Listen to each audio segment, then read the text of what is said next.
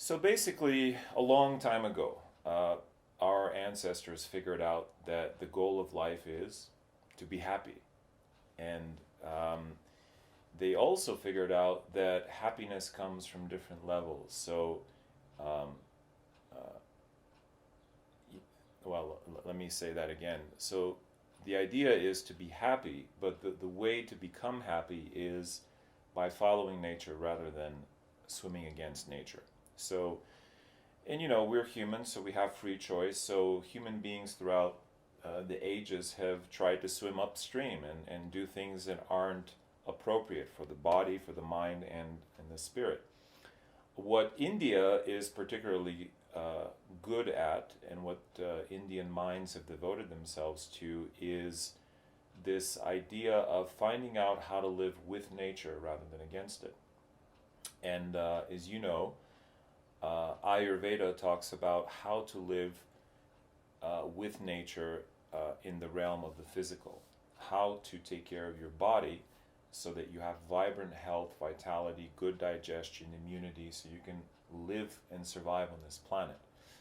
And many writers have talked about this. Obviously, Dr. Vasant Lad, Dr. Svoboda, and other writers have really brought Ayurveda to the West. Our the ancient sages, the rishis, also found that there is a dharma of the mind and of the psychology, and that basically says that if you don't live your purpose, you're going against the nature of your being. And to me, that's been underrepresented here in the West. Nobody really knows how to live their purpose. Some people stumble onto it. Some people think they're doing it, but they're not really doing it, and problems arise. So even though you might have perfect physical health, if you're not doing what you're put on this planet to do, there's disease. Because as you know from Ayurveda, the definition of health is not just a sound body and sound digestion, it's also a sound mind, a sound sense of fulfillment. So, so when I decided to write this book, I researched what is the technology that can help us find our purpose, find your reason for being on this planet. And I call it the Dharma type. And this has existed for thousands of years. It's nothing new that I'm bringing, but it is new to us in the West.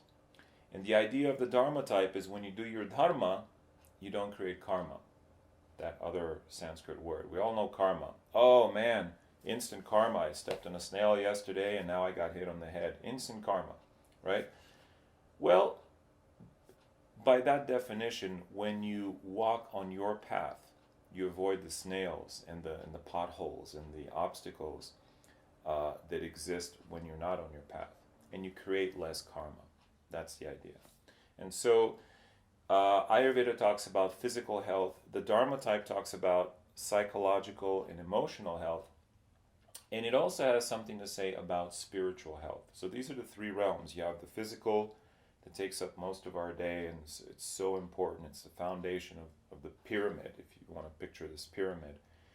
60% of our life is physical, 8 hours of sleep, 2-3 hours of eating, grooming, brushing, clothing, toilet, all this taking care of our body. That's 60% of it. The other, say 30%, is the social, psychological, what do I do out in the world? And there's a little bit left, the 10%, which is your spiritual duty to yourself. And the Dharma type has a lot to say about how you fulfill your purpose in life. So everything from the diet that you eat. So some of the viewers will be familiar with the yoga yamas and niyama. Ahimsa, satyamasteya, brahmacharya, parigraha, the 5 yamas and the niyamas. So among the yamas, ahimsa belongs to the educator, and they should eat a non-violent diet, a diet that doesn't cause harm to the environment. So vegetarian, vegan, and otherwise a gentle diet. Warriors need to have more protein. Laborers need to have more grains.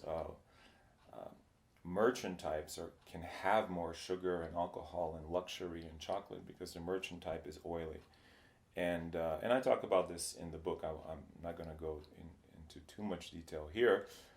And outsiders explore native Moroccan cuisine, even though they might live in Delaware. You know, they explore the unfamiliar, the exotic. So this is in terms of diet, but in terms of spiritual purpose, every Dharma type has a path. So for educators, it's the path of wisdom, the path of knowledge. So if you're with an educator, you know that they just won't shut up because they have to teach, whether they're driving a cab or whether they're a tour guide. It doesn't matter the profession. What matters is that they have a mission, and that mission is to share information, like we're doing here. For the warrior, it's a different. So it's satya. Satya means truth. But truth means speaking what is right. And when you speak, you're exhaling prana. So if you're a warrior type, you must control your prana. This is the subtle aspect of satya. So every warrior must have, on a very physical level, good cardiovascular ability. It just makes sense, right? So you can run, climb mountains. But you also need to have control of your prana in such a way that you can achieve your goal.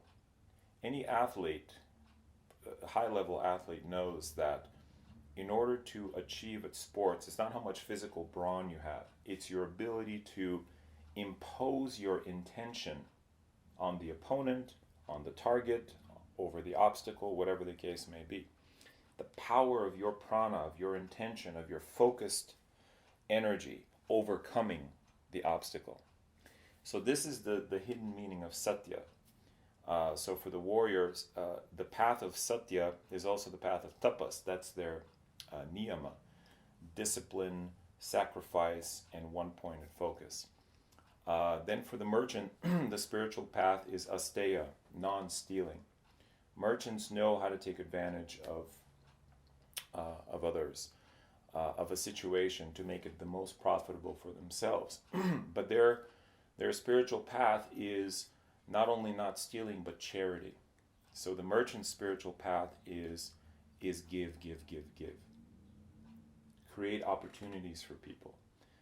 So these are the karma yogis that we see, feeding the homeless, or creating business free classes for people to help them start a business. It's giving, giving. This is a spiritual path for the merchant type.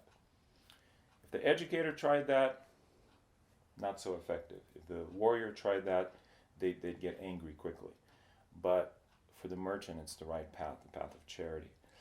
Then for the laborer, it's the path of service and devotion, the path of bhakti, of real heart-opening devotion, of knowing what the other person wants before they know they want it. And for the outsider, it's the path of no path. This is the left-handed tantra. This is the Taoism. This is the path of the self-made path, the mystic path, the whirling dervish. These are outsider, at least from my perspective, these are outsider traditions.